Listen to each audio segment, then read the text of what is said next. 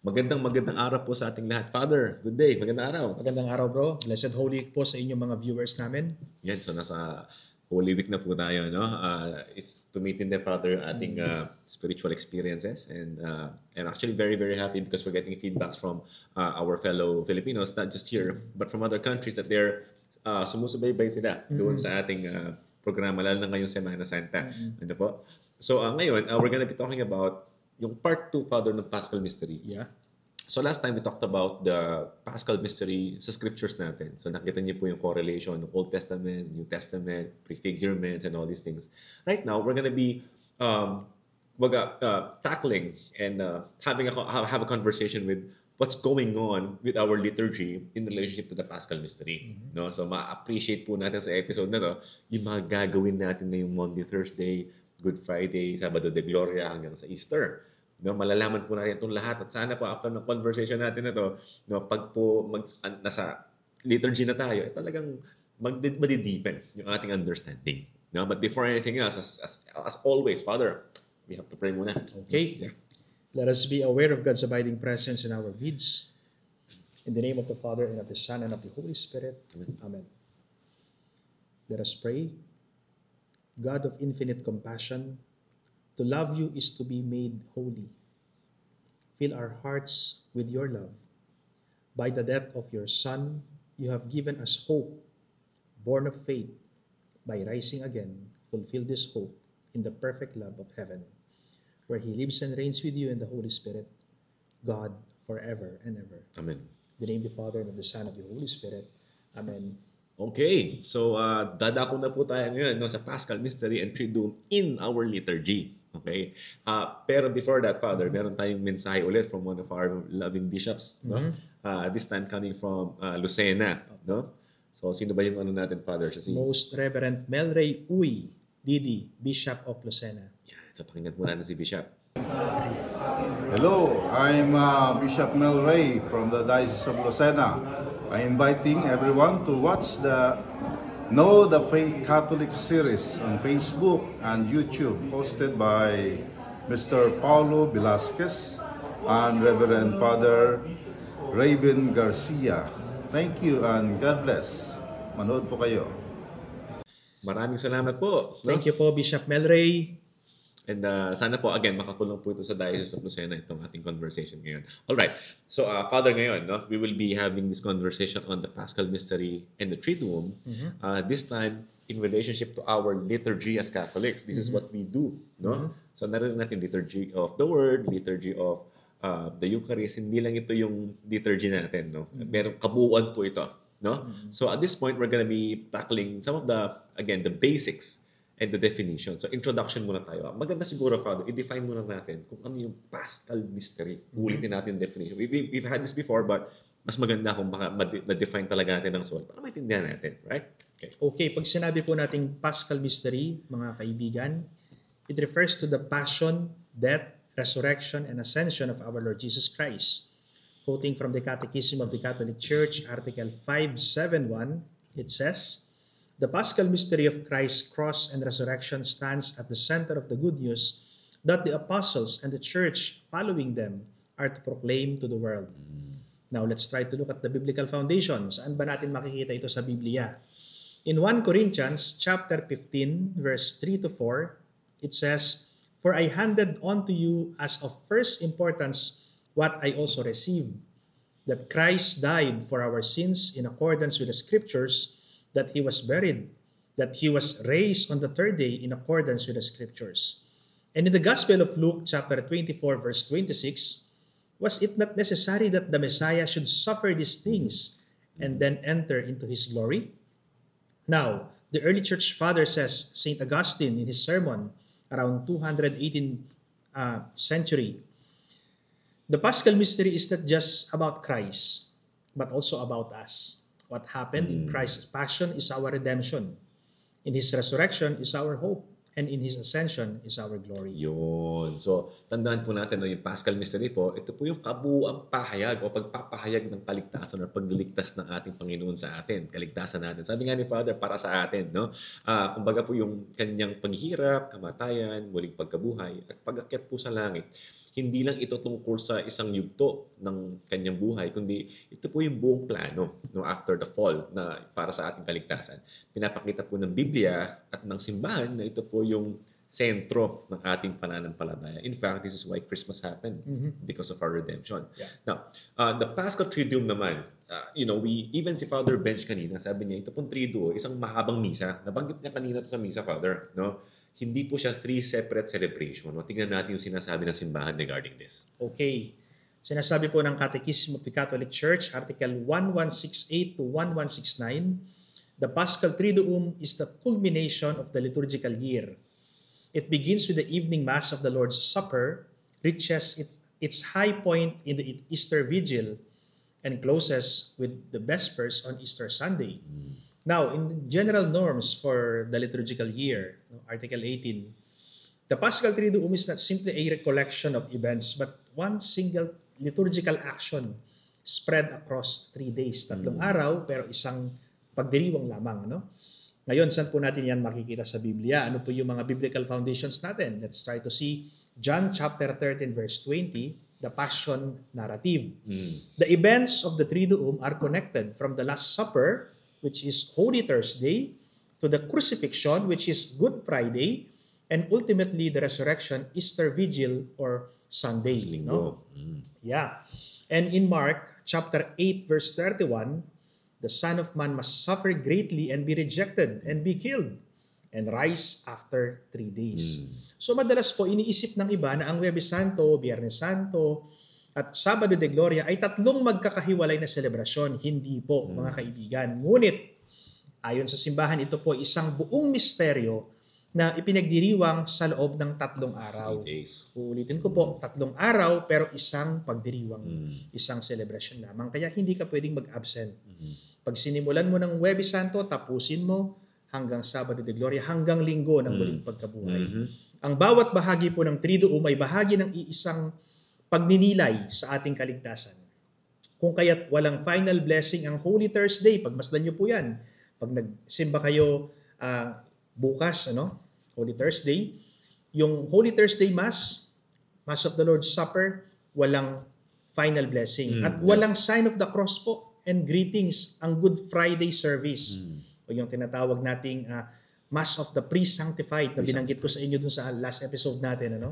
At wala rin po itong final blessing dahil ang final blessing po ay sa katapusan lamang ng Easter Vigil. No. Father, parehas na parehas kayo ng sinabi ni Father Bench kanina. Walang final blessing. That's why that time, nung nagkaroon ng repository ng repose, yung Blessed Sacrament nung Thursday, bigla na nag-exit si Father Bustos. No? And we're like, ba't di niya sinara yung misa? What we didn't know is that, hindi pa namin alam talaga. Yung pala yung umpisa, pero hindi pa tapos. No, so kumbaga, it is actually something that we celebrate and we invite everyone to meditate for the next 3 days. No? Kaya yung pag ninilay mo ng 3 days, parang ibig sabihin nun. No? So nandun ka pa rin sa loob ng misa. So ngayon, yung pong Paschal Mystery natin, ito po yung, again, no nangyari during the Gospels in the time of Jesus Christ. And then the Church, hindi niya to pwedeng putulin. That's why we had liturgies for this. No? So right now, we're going to take a look at the role of liturgy in celebrating the Paschal Mystery. Kailangan natin to, Father, no? Yung liturgy kasi nga, ito yung paggunita Ito yung way kung paano natin yan isa sa buhay, no? So if we're gonna check the Catechism 1068, no? 1068, it is in the liturgy, no? Especially in the divine sacrifice of the Eucharist. Divine sacrifice of the Eucharist that the work of redemption is accomplished. So, yun yung Eucharist, Father. Kaya tayo na-save because of the sacrifice of the Lord. Kumbaga, Sacrosanctum Concilium 5, no, according to that document from the Second Vatican Council, that the liturgy, no, is the summit toward which the activity of the Church is directed and the font of which all her powers flows. No? So, sa liturgy natin yan. So, if we're gonna check as well in the Bible, as always, no, in Luke 22, 19-20, verse 19-20, sabi ni Jesus Christ, do this in memory of me. And this cup is the new covenant in my blood, which will be shed for you. So malinaw po yan, naririnig niyo yan sa misa. No? And also to the letter of sa Romans, according to St. Paul, no? Chapter 6, verse 3-5, that we were buried with him through baptism, no, into death, so that just as Christ was raised from the dead, we too might live in newness of life. So we have our biblical foundation and the church, no, in unison regarding this. Okay, Yun. so sa pamamagitan po ng liturhiya, lalo na ang banal na misa, na ipagdiriwang at nararanasan natin sa kasalukuyan, tayong mga Kristiyano ngayon, ang Paschal Mystery. Ang ating pagsamba ay hindi lang paggunita, kundi isang tunay na pakikibahagi sa sakripisyo at tagumpay ng ating Panginoong Hesukristo sa kasalukuyan o sa ngayon. Ang pagsasakasalukuyan or to make it present, no? In the here and now. And this is possible through the liturgy. Yeah. Ipinapakita po ng Biblia na ang ating pananampalataya ay hindi lamang paniniwala kundi may aktwal na pagsasabuhay sa pamamagitan po ng liturhiya. Now let's try to understand the meaning of Triduum as the summit of the liturgical year. No? So let's quote po from the Catechism of the Catholic Church, Article 1169. Sabi rito, therefore Easter is not simply one feast among others, but the feast of feasts. Feast, ibig sabihin, mataas, ano? Yeah, even Christmas, Father. Yes, tama. Kasi doon nagtagumpay yung Panginoong Hesukristo laban sa kamatayan. That's right. That's where the work was finished. Yes, and according to Pope Pius XII, in his Mediator Dei in 1947, it says the Sacred Triduum is the most solemn celebration where the Church commemorates the greatest act of divine love. Yeah. Naalala ko, may tinanong ka sa akin, bro, sabi mo, pag hindi ka nagsimba ng Maundy Thursday, hindi mo kinumpleto yung Triduum na yan, ano ba yan? Mortal sin ba yan? Nag-violate ba ako ng third commandment? No, makikita na natin yung mukhang sagot. Ito yung sagot niyan. Oo, kasi ito yung sagot. No? Kumbaga kung Easter Sunday ka lang, yung sining pinanood mo, kumbaga nasa climax na lang. Nasa climax na. Pero hindi mo talaga nalaman yung full story. Oo. Yung pala yun. Which means, no, kung tignan niyo po, yung Triduum po natin, ito po yung sabi nga ni Fad, yung rurok ng buong taon ng simbahan. No? So ito po yung pinakamahalagang bahagi ng ating kaligtasan. And sabi nga, if it's make present, so it's actually present, it's actually happening as we speak because God is beyond time.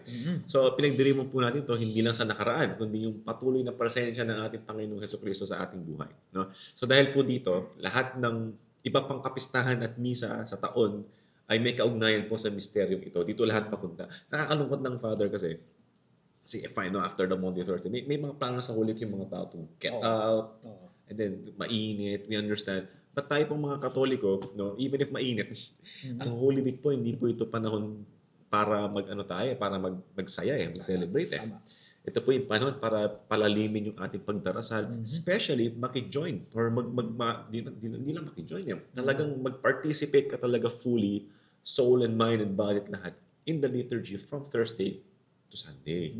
No, so yun po yung mahalaga po itong Holy Week na to. Mas mahalaga pa siya sa Pasko, no? So they're important but this is the most. Ito yung rurok kumbaga. Yeah. Ngayon, ano po yung mga misconceptions sa bagay na ito? Meron pong mga misconceptions diyan, no? Bakit wala ng misa sa Biyernes Santo? Yan po yung kadalasang tanong ng mga ibang tao. At ito po yung sagot.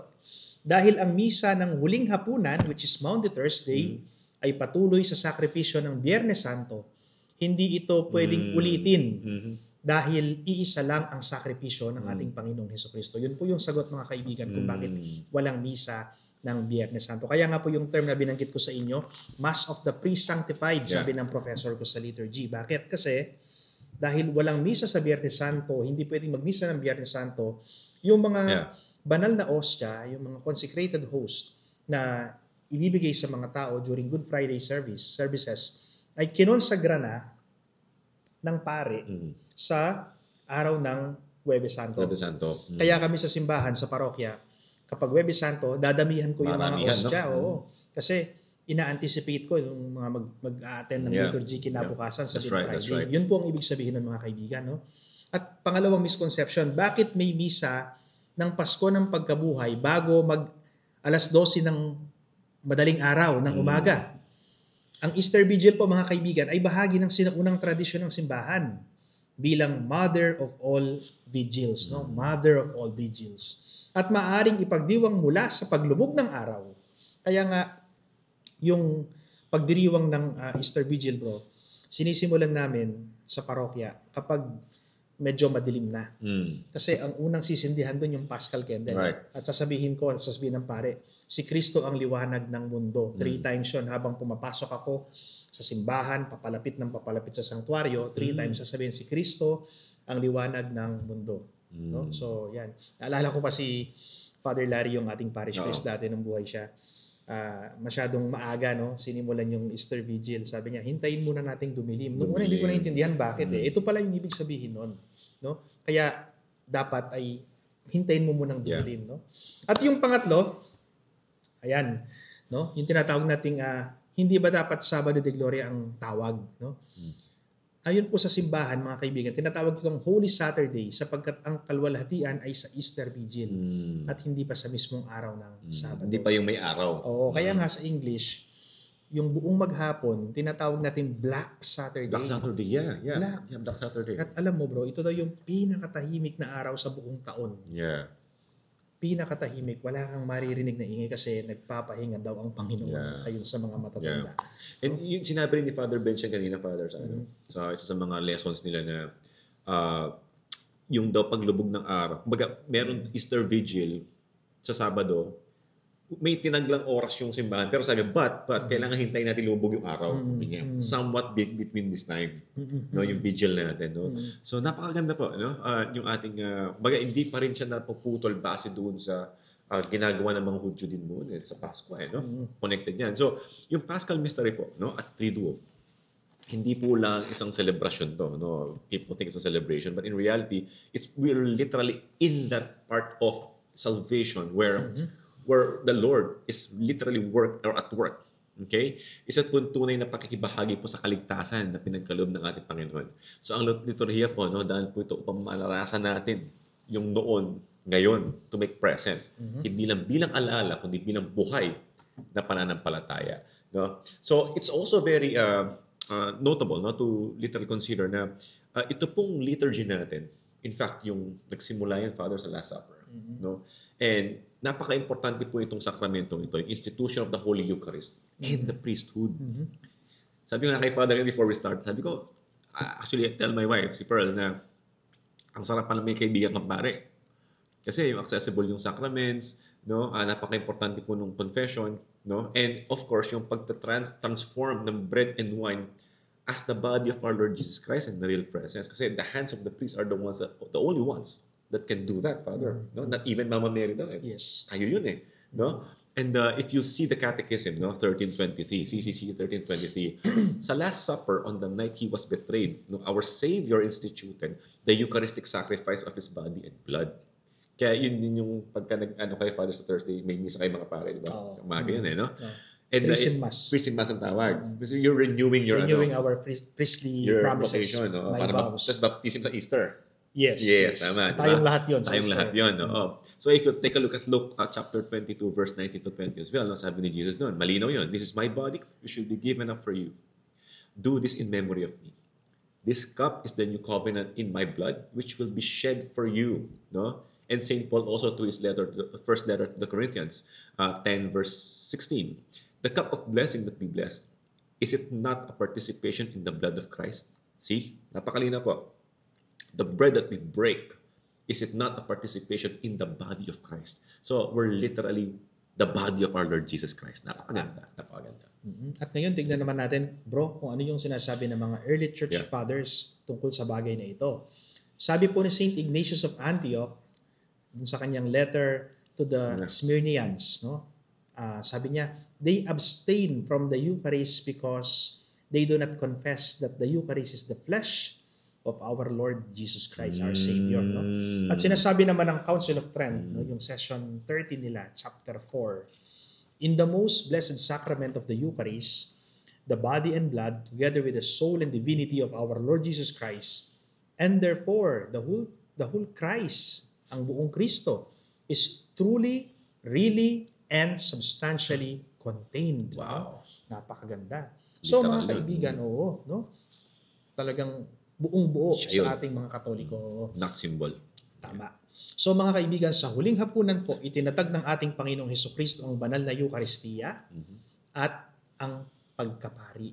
Ulitin ko po yung sinabi ko sa mga naunang episodes natin. Kung walang pari, walang banal na Eucharistia, walang magmimisa. No? Kaya nga po ang pagkapari at ang banal na Eucharistia ay itinatag ng ating Panginoong Hesukristo sa iisang araw, no? Araw ng Huwebes Santo. Ang tinapay at alak ay hindi lamang simbolo, no? Hindi lamang simbolo, kundi tunay na katawan at dugo ng ating Panginoong Hesukristo.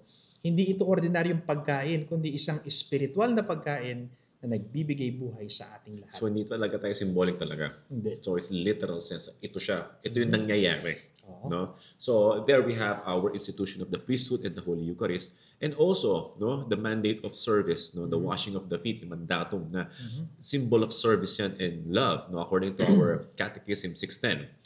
Jesus freely offered himself, sabi doon, as a sacrifice to the Father. The gesture of washing of the feet is the expression of total self-giving and service. Yun. At yung biblical foundation po nito, mga kaibigan, makikita natin sa John chapter 13 verse 14 to 15, I mean. Sabi dito, if I therefore, the master and teacher, have washed your feet, you ought to wash one another's feet. Yeah. And in the letter to the Philippians chapter 2 verse 7, he emptied himself, taking the form of a servant. No? So mga kaibigan, ang paghugas po ng paa ay nagpapakita ng tunay na pagpapakumbaba at paglilingkod. Ipinakita po ng ating Panginoong Hesukristo na hindi dumating ang anak ng tao upang paglingkuran, kundi upang maglingkod. At makikita po natin yan sa Gospel ni San Mateo, chapter 20, verse 28. At karagdagan pa po, bakit paa ang hinugasan ng Panginoong Hesukristo sa huling hapunan? Nalaman ko ito sa mga kapatid na Dominikano.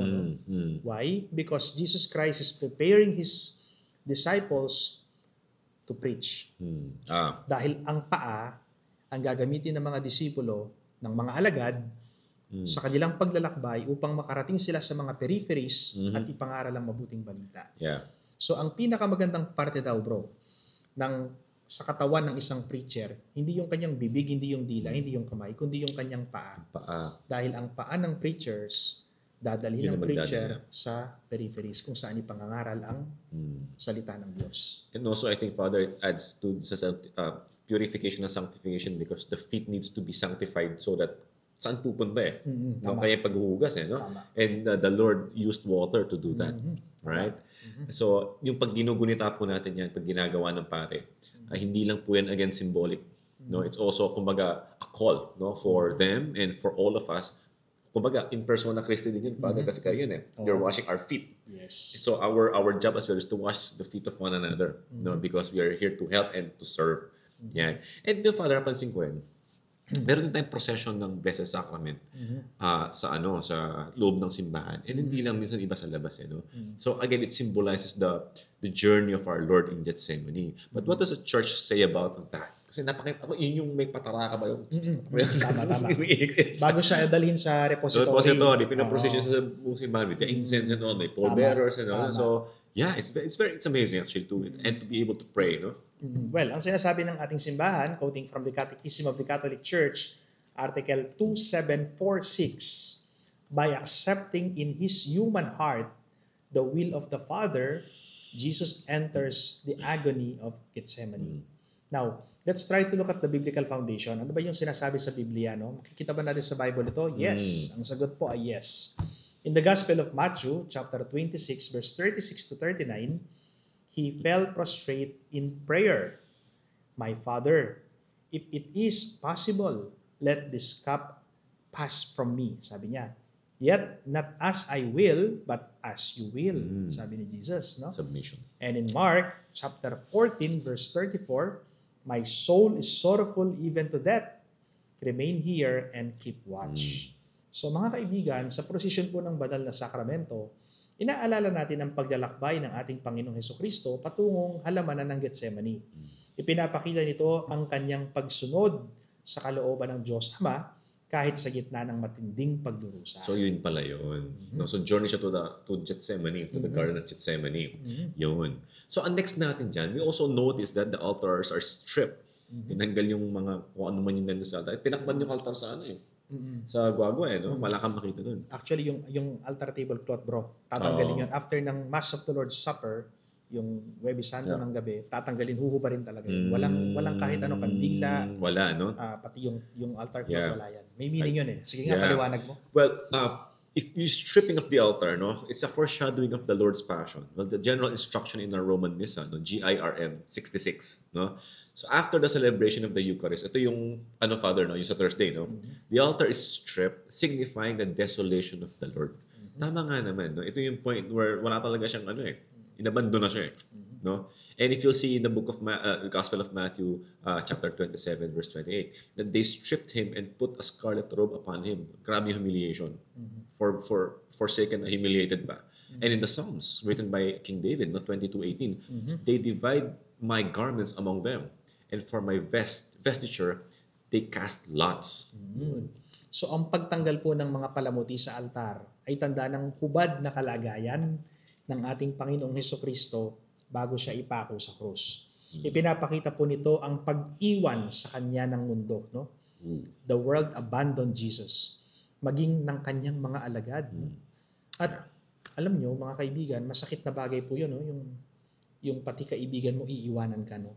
Kaya hindi lang po literal na damit yung nawala o hinubad sa ating Panginoong Hesukristo, kundi yung buong parang pagkatao niya. Kasi, betrayal. Betrayal. Dahil nawalan siya. No? Okay, now let's try to discuss naman ngayon po yung mga Filipino tradition na ginagawa natin tuwing Huwebes Santo. At yan po yung tinatawag nating Bisita Iglesia, pilgrimage to 7 churches as an act of prayer and penance. Mga kaibigan, paalaala lang po sa mga magbibisita iglesia ngayong Holy Week. Ang pagbibisita iglesia po natin ay hindi lamang parang pasyal o papasok sa simbahan, magpipictorial tayo, hindi po Sana po ay damahin natin yung presensya ng Panginoong Hesukristo sa Santissimo Sacramento, no? Ang pinakamahalaga pong dapat natin gawin ay yung panalangin, no? Hindi po yung parang excursion o kaya field trip o kaya pasyal, no? Tapos magpipicture-picture ka. Now, let's try to look at the historical background po nitong ginagawa nating bisita iglesia. Bakit natin ginagawa ito tuwing Lenten season, lalo na ngayong mahal na araw, lalo na Maundy Thursday, no?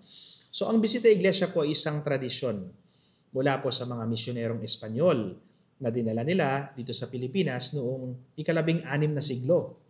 Ang pagbibisita iglesia po sa 7 simbahan. Kaya ibig sabihin ng iglesia, mga kaibigan, ay simbahan, Iglesia, from the Latin word and from the Greek word ecclesia, which means church. No, I'm not referring to the other denomination, but I am referring to the Catholic Church. Ang pagbisita sa 7 simbahan, bisita iglesia, 7 churches, 7 Catholic churches, my dear friends, no, para malinaw. Okay, ano ba yung meaning yan? Katulad nga po ng sinabi ko kanina, namana natin yan sa mga Espanyol. Dinala nila dito sa Pilipinas noong ika-16 na siglo. At ang pagbibisita po sa 7 simbahan ay may kaugnayan sa 7 huling salita ng ating Panginoong Hesukristo sa krus, yung 7 last words. Siete palabras. Oo. Hindi ko lang nalaman yan At meron pang meaning, no? Ano yung meaning yan Yung 7 yugto ng kanyang paghihirap, no? Hindi lang yon, meron pa. Yung makikita natin sa Book of Revelation ni 7 churches. John. 7 churches na binabanggit ni Saint John sa Book of Revelation. Yun din yung ibig sabihin nun. Ano? Okay, so yan mga kaibigan, bakit 7 simbahan? Because number 7 is biblical. The number 7 in the Bible means perfection, totality. No? Yan ang ibig sabihin. Kapag 7, perfect number yan sa Biblia. No? Now, let's try to look at the biblical foundation. No? Makikita po natin yan sa Matthew chapter 26 verse 40. Ano ba yung sinasabi doon? Could you not keep watch with me for 1 hour? Kaya nga, dapat ay hindi ka matulog ka agad. No? Sa Kapampangan, meron tayong term dyan maglame ka. Maglamay. Keep vigil, sabi ng Panginoong Jesus. Keep watch. Keep watch, sabi niya. Magbantay ka.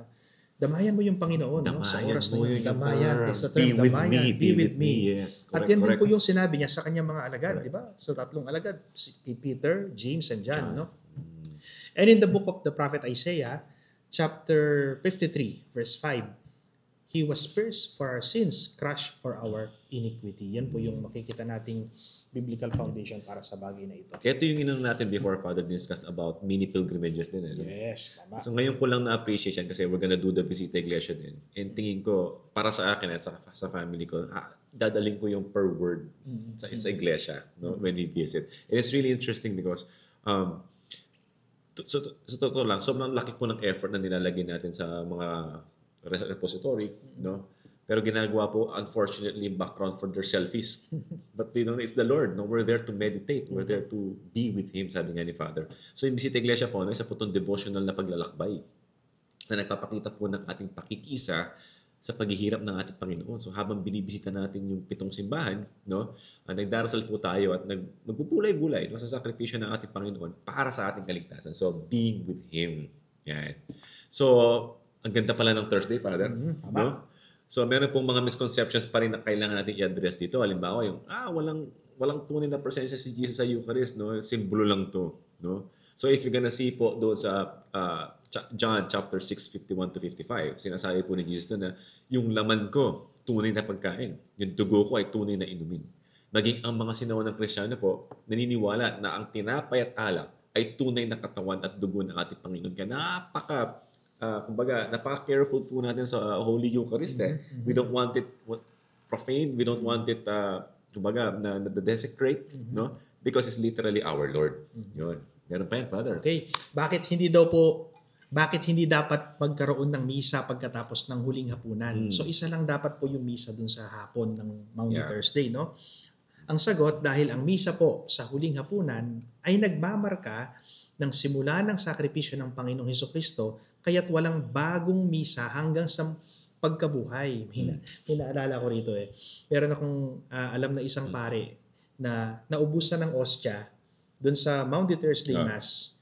So, ang ginawa, after ng misa, nung nakalagay na si Jesus, naka-repose na siya sa tabernacle, sa repository, nagmisa si Father doon sa loob ng kanyang presbytery, ng kanyang kumbento, which is, sad to say, mga kaibigan, hindi dapat yon kasi po ay isang misa lamang ang dapat maganap sa Maundy Thursday. Para mag-consecrate siya. Inulit yung misa. And I think that is valid but illicit, no? Quoting from canon law, it's valid but illicit, no? Hindi po dapat kasi dapat isang misa lang.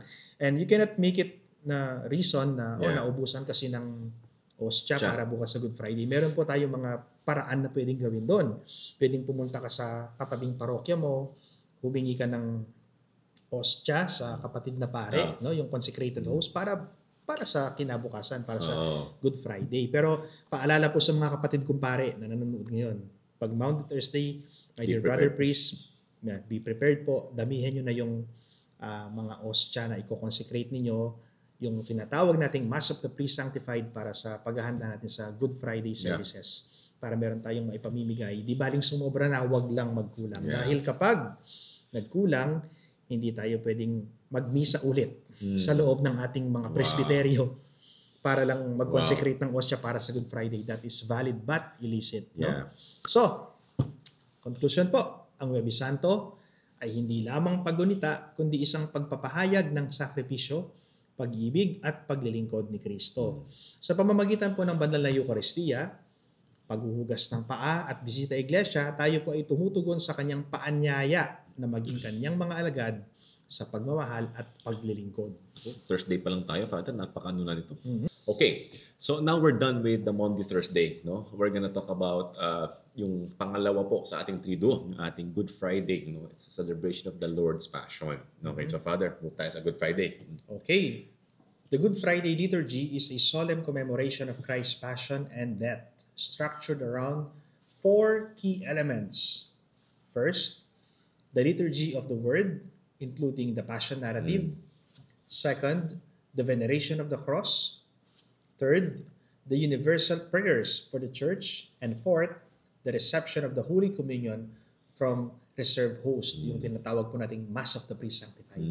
Unlike regular masses, there is no consecration emphasizing Christ's sacrificial death.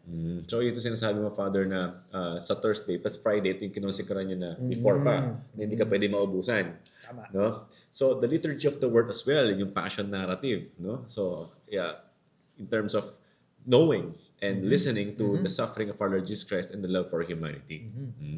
So may sinasabi dyan yung Catechism of the Catholic Church, Article 599 to 600. Ano? Jesus' violent death was not a mere consequence of chance, but is part of the mystery of God's plan foretold in Scripture. Scripture na naman tayo, no? If you're gonna take a look at the biblical foundation from the prophet Isaiah, because I think Isaiah, Father, nandun lahat yung mga paghihirap, karamihan, no? Yes. Ang haba, I think isa sa mga longest books ng prophetic books yung Isaiah. Chapter 53, no? 53 chapters. 53rd, excuse me. So, verse 5, no? He was pierced for our sins. Ito yung pierced and everything else, no? Crushed for our iniquity. The punishment that brought us peace was upon him, and by his wounds we are healed. In the New Testament, no, John 18-19 says the full passion narrative, nandun po yan, no, recounting the trials of our Lord, suffering and crucifixion. Now, in the background, Judeo-Christian background, the suffering servant prophecy po ni Prophet Isaiah in 52:13 and 53:12 was interpreted by the ancient Jews at that time, referring to Israel's collective suffering. So akala nila yung suffering ng mga tao nila, no? But Jesus fulfilled this prophecy personally. No, he was the one being prophesied doon sa book of Isaiah. In the Roman crucifixion, as you know, it was reserved for criminals and rebels. Hindi po ginagawa ng mga Romano yung crucifixion sa kanilang mga citizens. So ginagawa sa mga outside of Rome, no? So at this point, by undergoing this, Jesus as a Jew was crucified, and Jesus identified with the lowest of sinners. Parang low-class citizen, but he allowed himself to be identified that way. At yung liturgical meaning po nito ay, una, the Passion narrative is sung or read solemnly, immersing the faithful in the gravity of Christ's suffering. Second, the silence and prostration of the priest at the start, signifying profound grief and penance. Dumadapa kaming mga pare, Prostration. sa harap ng sanctuary. So, ang pagpapakasakit po ng ating Panginoong Jesus ay hindi lamang tanda ng kanyang paghihirap, kundi isang malalim na pagpapahayag ng kanyang pag-ibig sa sangkatauhan. Sa kanyang bawat sugat, tayo po ay nagkaroon ng pagpapatawad at kaligtasan. So yun, no, Father? Sa natin, on Good Friday as well, we do the veneration of the cross. And ideally, we do this after ng Siete Palabras. No? So as you know, the Romans, yung cross ginagamit yan for the low life, kumbaga. But the cross has been an instrument of our salvation, which the Lord Jesus allowed himself, no, to be crucified in. So if you're gonna look at the Catechism 617, the cross is the unique sacrifice of the Lord, the one mediator between God and men. No? So also in 1 Corinthians 1 chapter 18, for the message of the cross is foolishness to those who are perishing. Those who parang mataas yung ego, perhaps they deny the cross. But to us who are being saved, it is the power of God. So you cannot deny the cross. Yes. Because it's our salvation pala. No? So in John chapter 3 verse 14-15, as Moses lifted up the serpent in the wilderness, so must the Son of Man be lifted up. No? So in the Judeo-Christian background, the bronze serpent lifted by Moses in Numbers 21-9 and verse 9 foreshadowed the crucifixion of our Lord, where healing and salvation come through gazing upon and meditating on the cross. In the Jewish law, hanging on a tree was a sign of being cursed by God noon. In Deuteronomy, makita niyo yan, chapter 21, verse 23. Jesus took on this curse for our salvation. Now, the liturgical meaning. The priest gradually unveils the cross. Tinatanggalan po namin ng takip, no? Yung nakatakip na violet na tela. Yeah. Emphasizing its role in redemption. No? Ano ba yung naging role nito sa kaligtasan ng tao? No? Ginamit ng Diyos ang instrumentong ito upang tayo ay matubos sa ating kasalanan. Second, the faithful kiss or touch the cross as a sign of reverence and gratitude. Sa pagtatanaw po natin at paggalang sa banal na krus, hindi lang natin inaalala ang pagdurusa ng ating Panginoong Hesukristo, kundi ang kanyang tagumpay laban sa kasalanan at kamatayan. Ang krus na dating tanda ng kahihiyan ay naging tanda ng ating kaligtasan. No? So that's what happens when we venerate the Holy Cross. No? Also in this day, we observe the silence and the solemnity of Good Friday.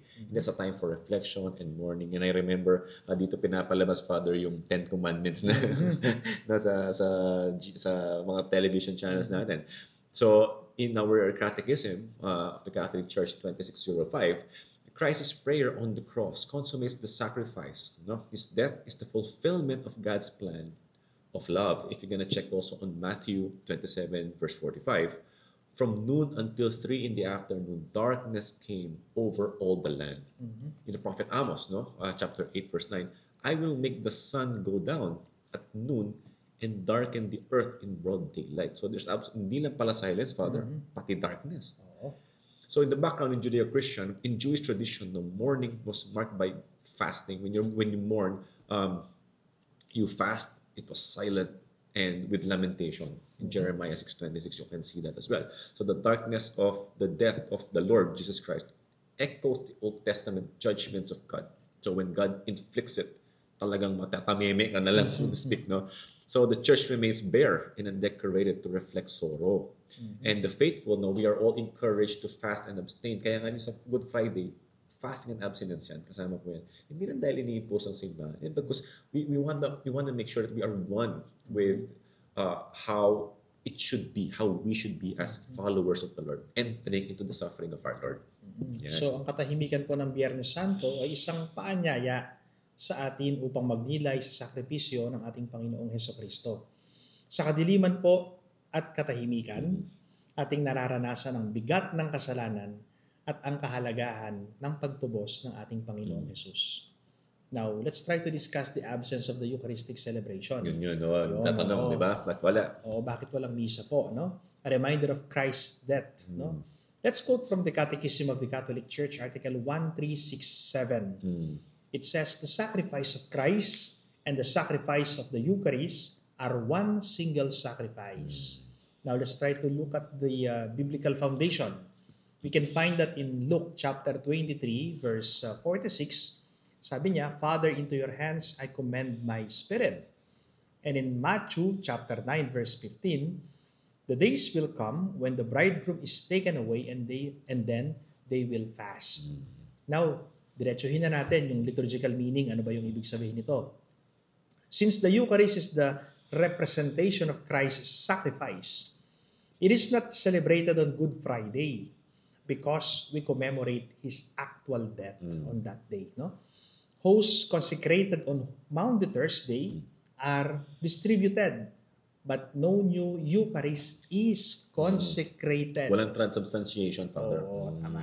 Okay? Okay. Now, sa Biyernes Santo po, walang misa sapagkat ito ang araw ng kamatayan ng ating Panginoong Hesukristo. Sa halip, tayo ay tinatawagan sa pananalangin at pagninilay sa kanyang sakripisyo. Alam mo, Father, as we go along with our discussion, sabi nila you learn twice when you teach. Yes, and, tama.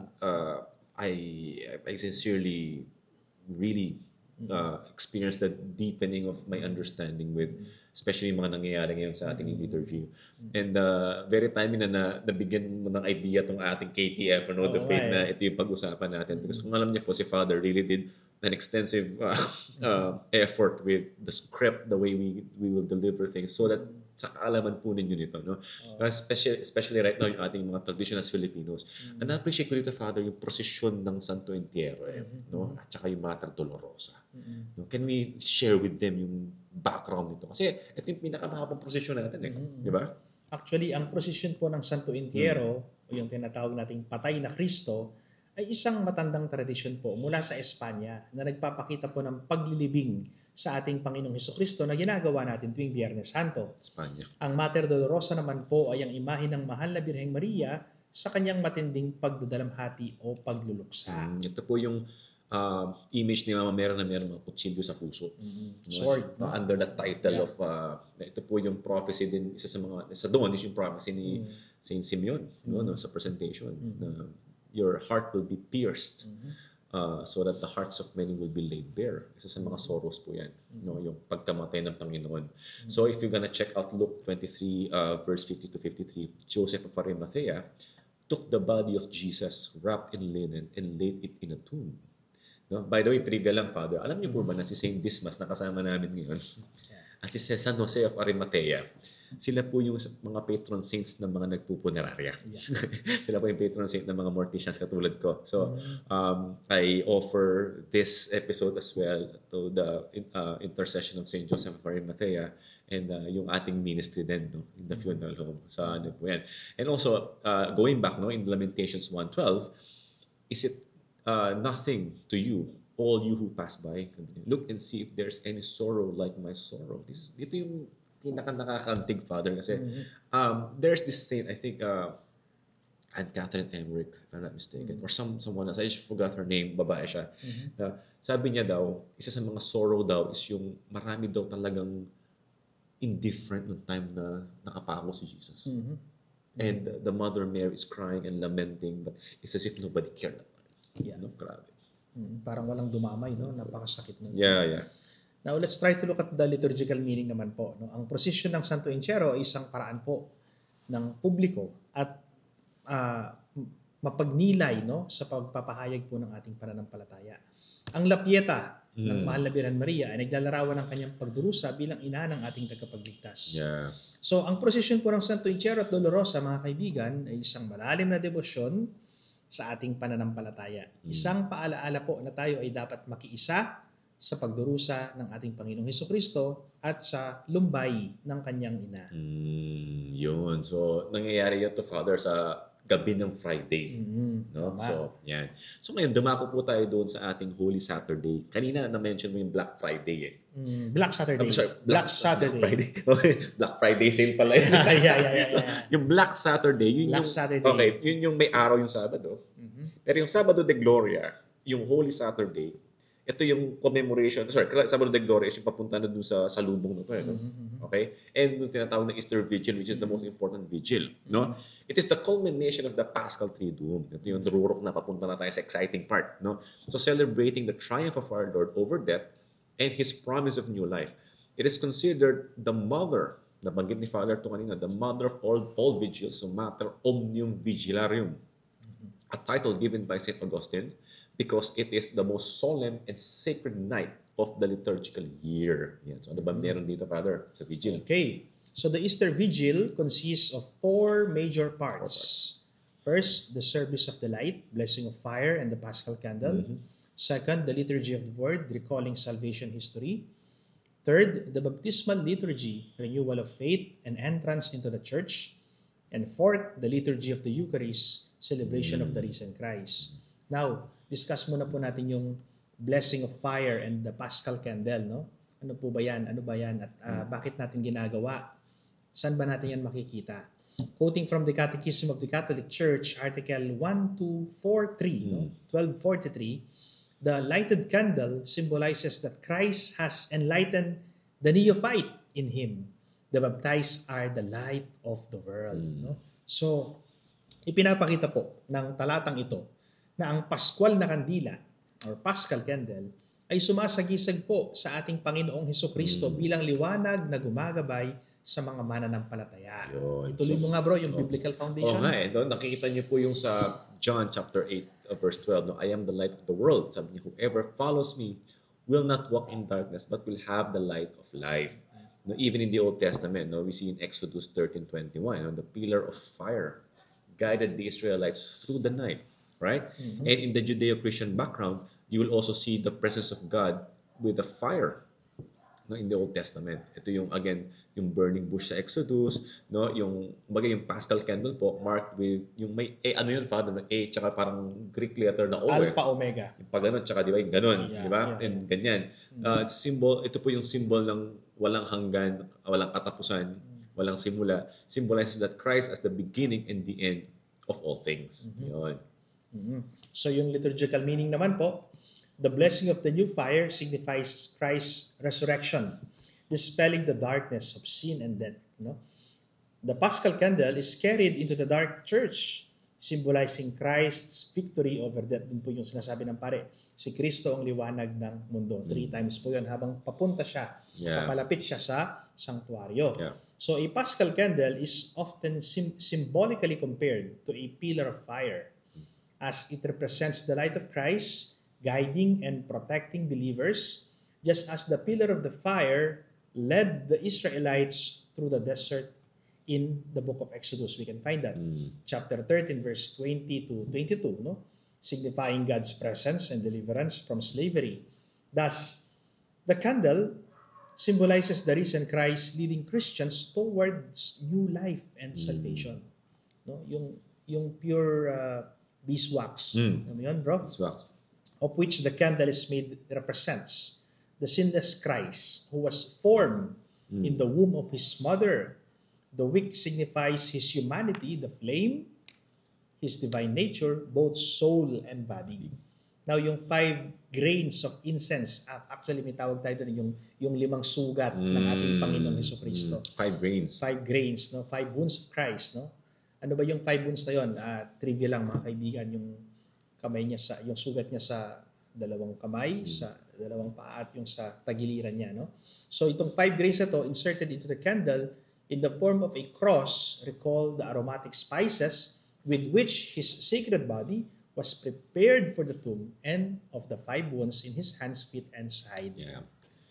So during the Easter Vigil po, no, on Holy Saturday night, so the priest or deacon po, Christ carries the candle in procession into the dark church. Kaya pala patay lahat ng ilaw, Father. No? So a new fire symbolizing our eternal life in Jesus is kindled with lights, which lights the candle. No?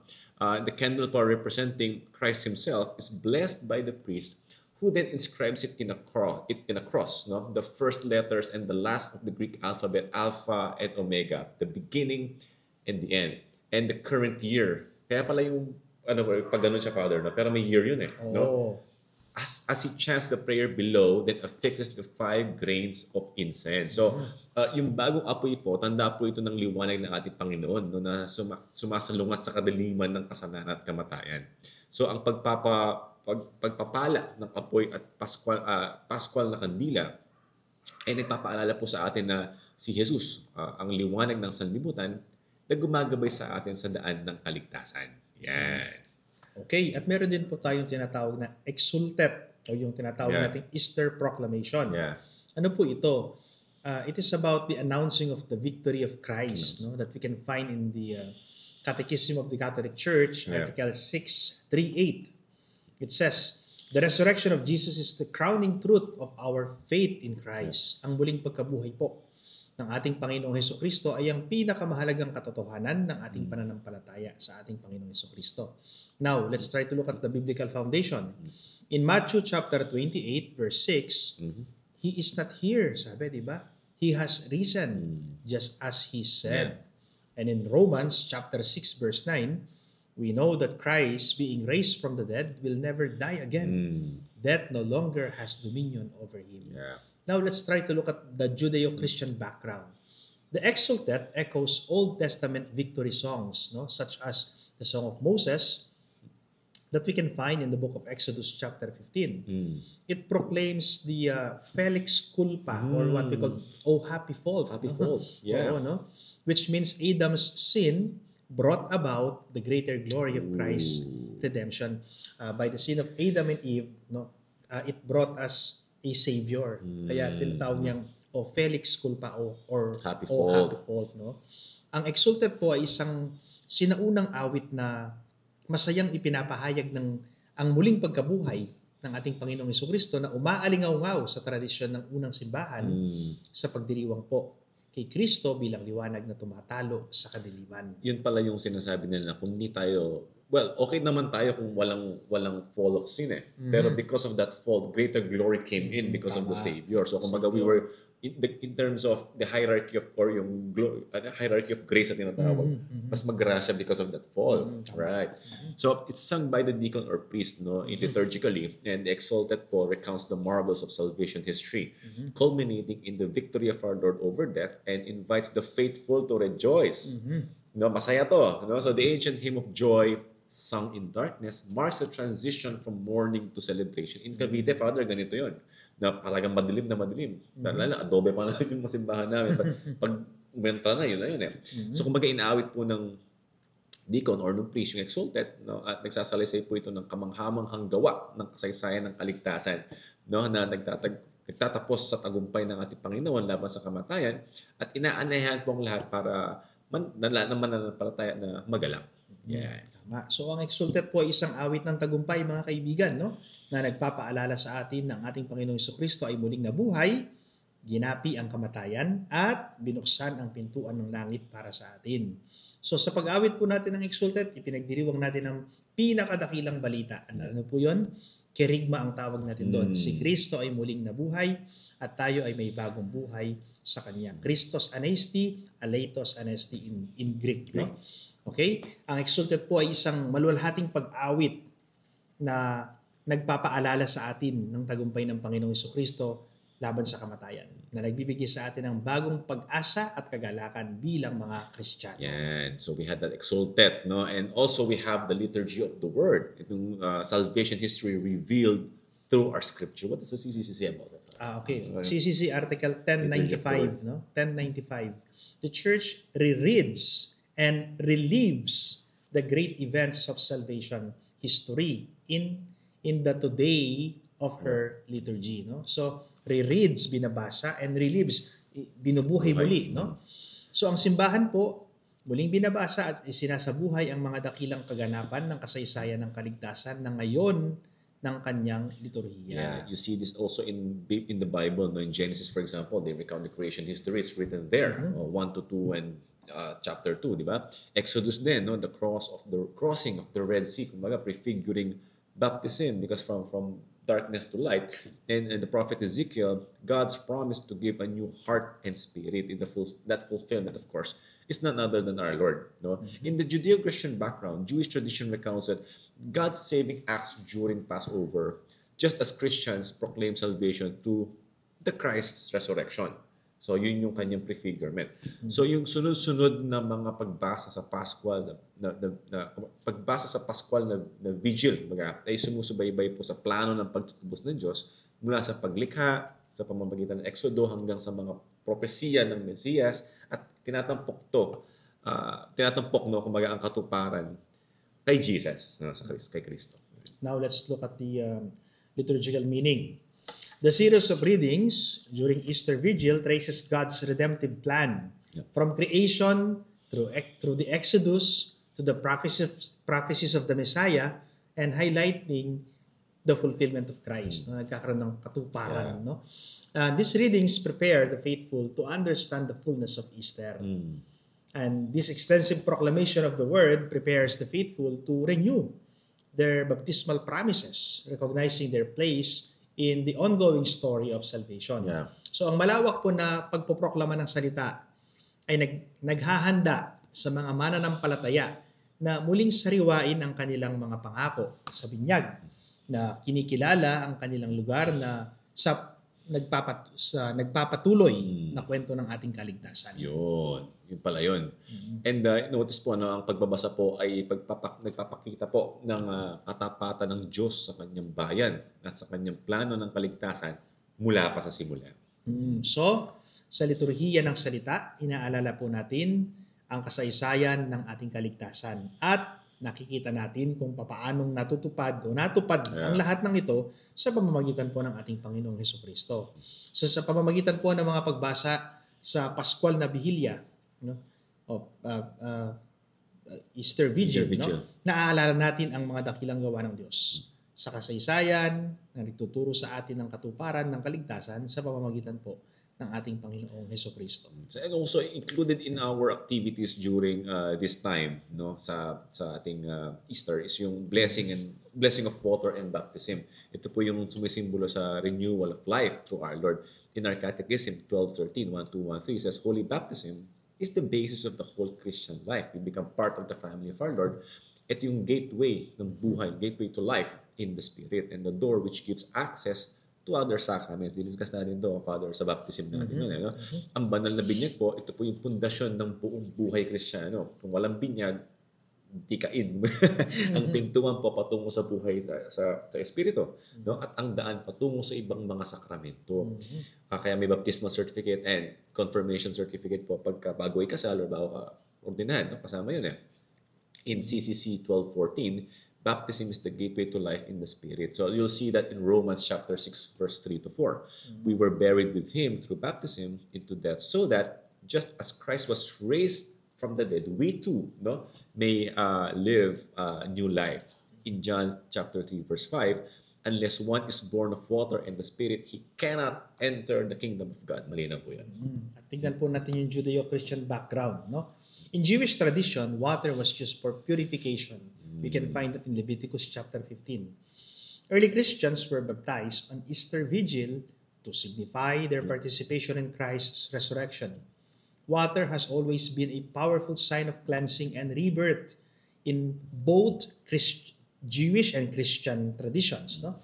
So the Israelites po passed through the Red Sea, leaving behind slavery just as baptism frees us from sin.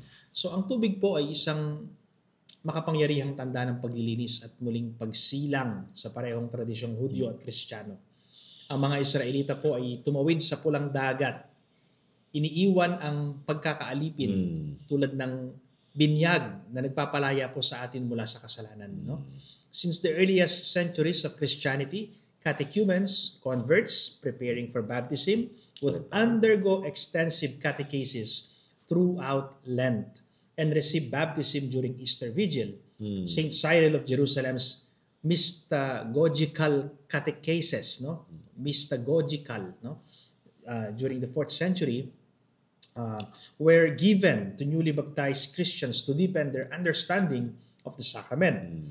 Mula pa noong unang siglo ng mga Kristyanismo, ang mga nais magpabinyag ay sumasailalim po sa malalim na pagtuturo ng pananampalataya sa panahon ng Kwaresma at binibinyagan sa Paskwal na Bihilya or Vigil, at si San Cirilio ng Jerusalem mismo po ay nagturo ng mystagogical catechesis upang lalong maunawaan ang mga bagong binyagan ang sakramento. Yung catechumens pala yung tawag nung sa mga nagpe-prepare, Father. Tama. Liturgically, the meaning of that, if you talk about the baptism of catechumens and converts and blessings of baptismal water, reminds us of our rebirth in Christ in baptism. Lahat po tayong mga hentil.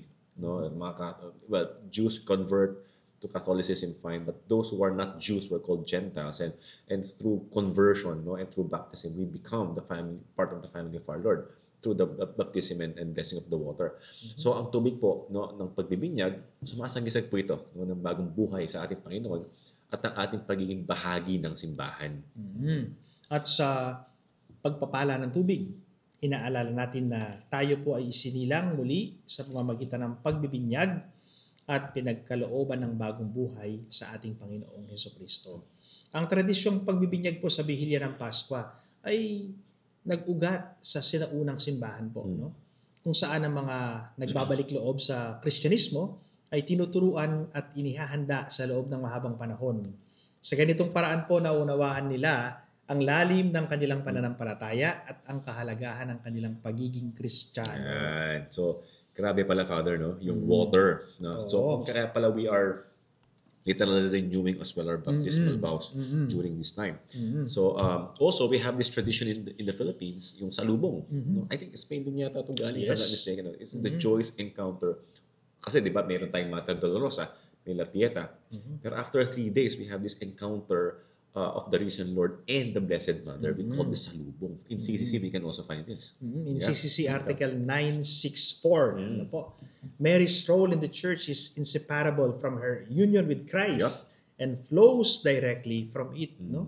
Ang papel po ng Mahal na Birhen Maria sa simbahan ay hindi maihihiwalay sa kanyang pakikiisa kay Kristo at direktang nagmumula rito. Kaya nga hindi ko naintindihan yung ibang mga tao. No? They proclaim that they are Christians but they hate the Mother of Christ. Very ironic. Very sad. Very sad. Very ironic. No, napakasalungat. Kasi papaano mo mamahalin si Kristo kung hindi mo kayang tanggapin ang kanyang nanay?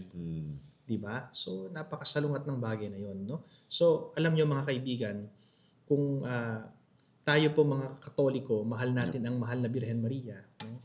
Take note, hindi po natin siya sinasamba, no? Tayo ay nagmamahal kay Maria. Tayo mga Pilipino ay tinatawag na Pueblo Amante de Maria. Ibig sabihin, ang bayang nagmamahal kay Maria. Hindi daw natin matutumbasan yung pagmamahal ng Panginoong Hesukristo sa kanyang nanay. You cannot love her enough. Yes. Kung mahal natin si Mama Mary, mas higit na mahal ng Panginoong Jesus yung kanyang ina. No? So, yan po. No? So, ang papel ng Mahal na Birhen sa simbahan po ay hindi mahihiwalay sa kanyang pakikiisa kay Kristo at direktang nagmumula rito. So, now let's try to look at the biblical foundation po, no? In John chapter 13 verse 25, near the cross of Jesus stood his mother. At alam po natin yan, kinakanta natin sa Guago yan, di ba? Stabat Mater Dolorosa. Every single year, Mater Dolorosa. In fact, nasa third word po yan ng ating Siete Palabras. Tama. No, the fact na, kasi you have to, sabi nga tama si Father Raven, walang ibang mahal ang Panginoong Jesucristo na kasing higit.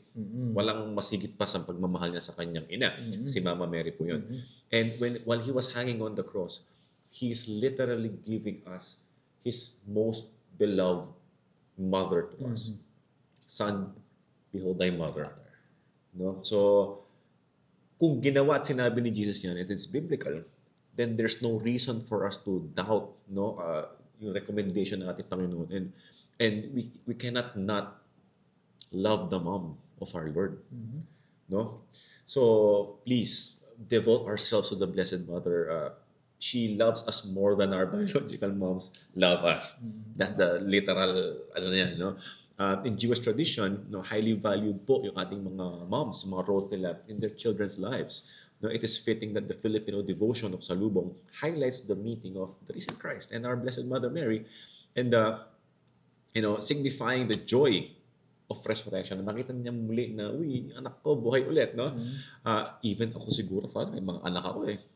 Makita kong buhay ulit, no? And marami po tayong mga sinaservice na namatay at yung mga kamag-anak kasi lang ang gusto. Sana makita ko ulit na aking mahal ko sa buhay, no?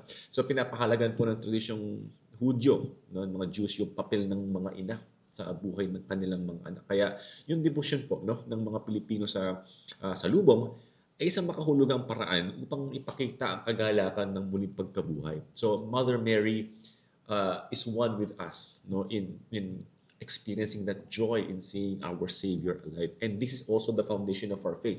Without the resurrection, Christianity is nonsense. Wala. No? That's why the resurrection and the joy of it with the Blessed Mother were one triumph.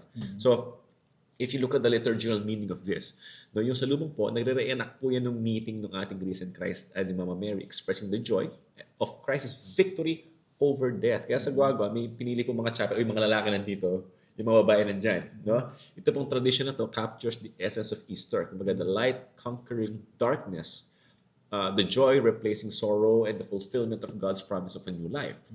Higher glory, kumbaga yung minamahal na tradisyon ito ng dating mga Pilipino, no? Sumasalamin po ito sa diwa ng Pasko ng Pagkabuhay. Ito po yung liwanag na lumulupig, kumbaga sa dilim, ang kagalakan na pumapalit sa lungkot at ang katuparan ng pangako ng Diyos ng buhay na walang hanggan or bagong buhay.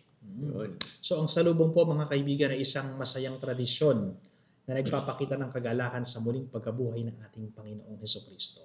At sa salubong, ipinapahayag natin na si Kristo ang tunay na nabuhay. At ang kadiliman ay napalitan po ng liwanag ng bagong pag-asa. Ang salubong ay isang natatanging paraan ng mga Pilipino upang ipahayag ang kanilang pananampalataya sa muling pagkabuhay ng Panginoong Hesukristo. Ito po ay isang paalaala na sa ating sariling buhay, may muling pagsilang at may bagong pag-asa sa piling ng Diyos. Yan. No? So right now, we're gonna tackle on the catechesis on the active participation in the Triduum. No? So again, we are invited to not just bystanders or what, tagapanood ka lang, but actively participate. No? The Paschal Triduum po, what we mentioned earlier, is the highest point of the liturgical year.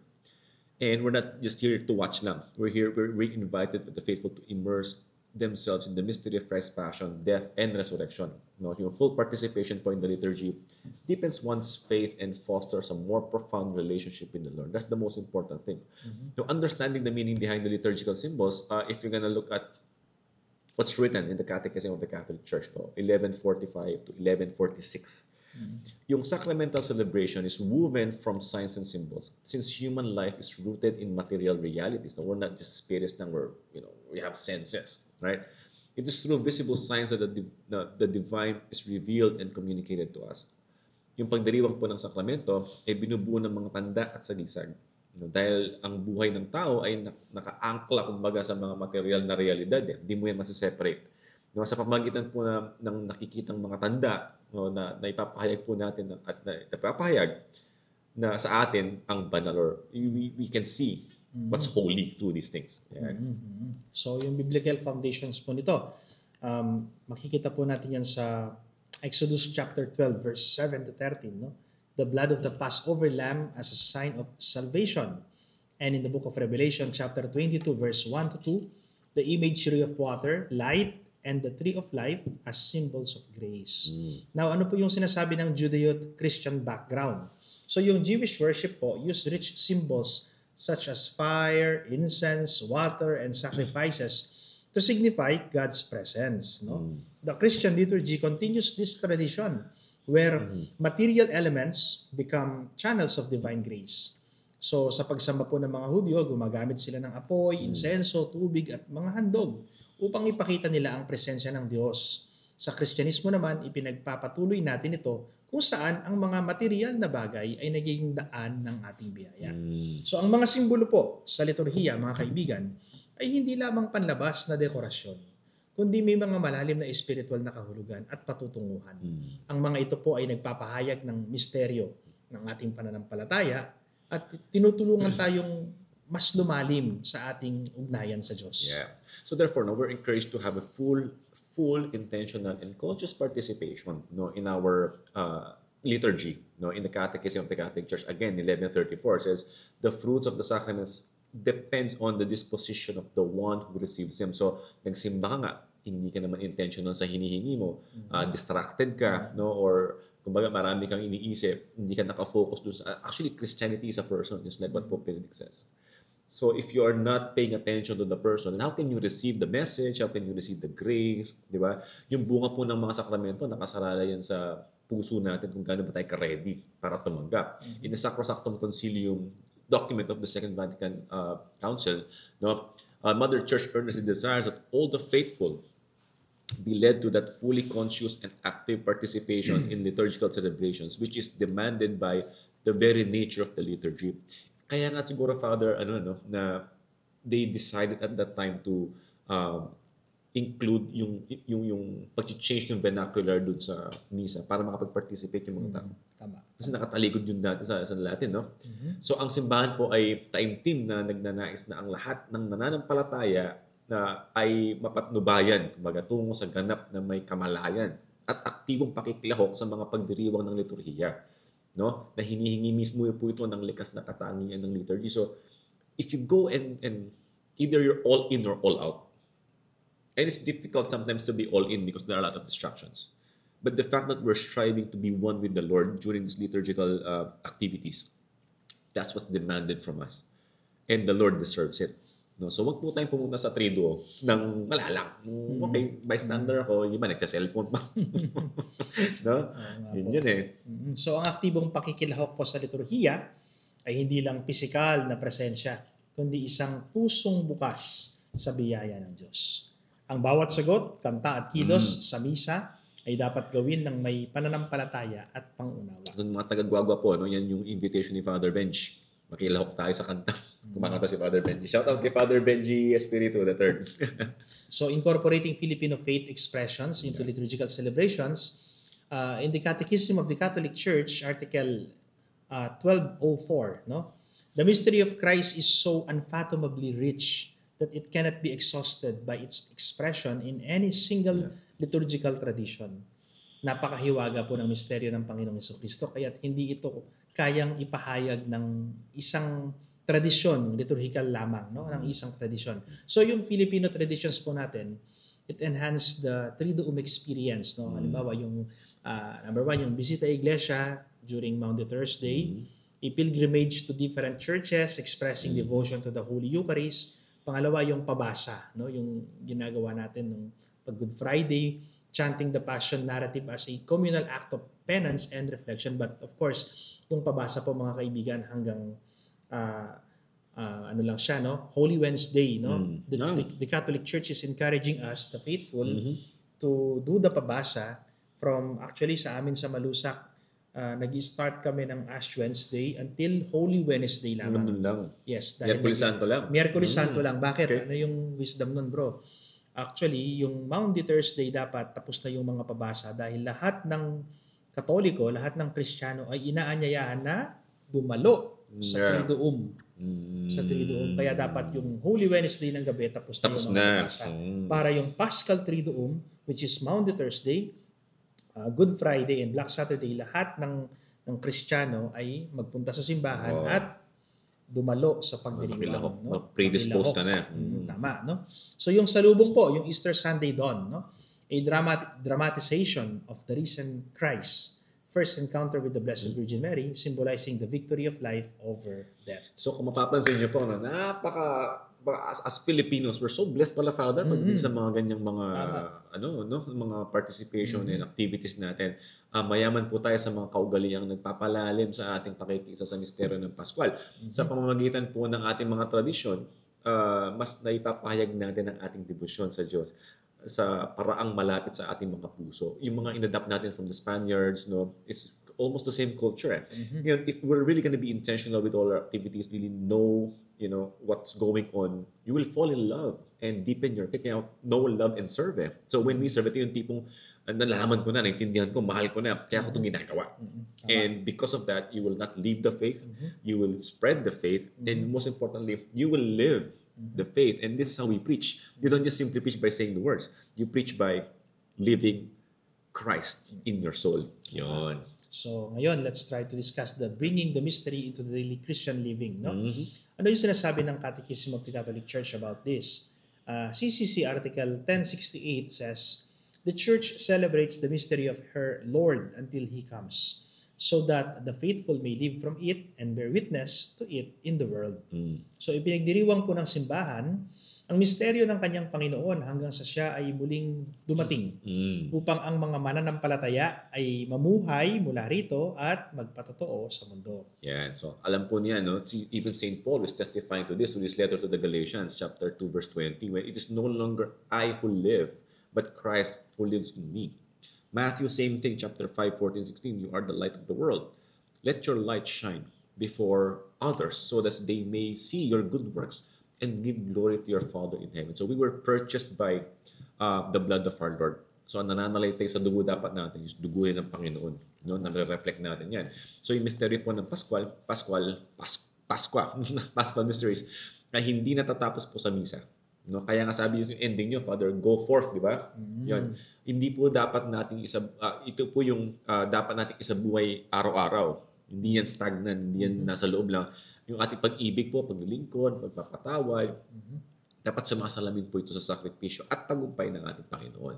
Yun. So, the Paschal Triduum is not just a set of rituals but a transformative journey that calls every believer to deeper conversion and participation in Christ's saving work. By fully engaging in its symbols, prayers, and traditions, we do not merely commemorate Christ's passion, death, and resurrection. We live it. Sa ating aktibong pakikilahok po sa Misteryo Pascual. Naway makita natin sa ating buhay ang liwanag ng ating Panginoong Hesukristo. Ang bawat pagdarasal, sakripisyo, at pagsasabuhay ng pananampalataya ay nagiging tanda ng ating tunay na pakikiisa sa kanyang tagumpay laban sa kasalanan at kamatayan. Okay, so the Sacred Paschal Triduum, brothers and sisters, is the heart of the Christian faith, inviting every believer to enter into the mystery of Christ's passion, death, and resurrection. It is more than a commemoration. Hindi lang po yan basta kinomemorate mo lang or simbolo lang. It is a call to deeper conversation, discipleship, and a renewed way of living. Okay? Now, the Triduum as a call to deeper faith and discipleship. The Catechism of the Catholic Church, Article 571 says, the Paschal mystery of Christ's cross and resurrection stands at the center of the good news that the apostles and the church following them are to proclaim to the world. Ang misteryo po ng Pascual, ng krus ng at muling pagkabuhay ng ating Panginoong Jesucristo ay nasa sentro po ng mabuting balita na ipinahahayag ng mga apostol at ipinagpapatuloy ng ating simbahan. So yung biblical foundation po niyan, we can find that in the Gospel of Luke chapter 9 verse 23. It says, if anyone would come after me, let him deny himself, take up his cross daily, follow me. And in Romans chapter 6 verse 4, we were buried therefore with him by baptism into death, so that just as Christ was raised from the dead, we too might walk in newness of life. Now, ang Misteryo Pascual po ay isang paanyaya sa mas malalim na pananampalataya at pagsunod sa ating Panginoong Hesukristo. Ang bawat isa ay tinatawagan hindi lamang upang manood ng kanyang paghihirap, kundi upang makiisa sa kanyang sakripisyo at tagumpay sa muling pagkabuhay. The Paschal Triduum is an invitation to walk with Christ from His suffering to His victory. It is not just a 3-day commemoration, but a call to a lifetime of faith, sacrifice, and transformation.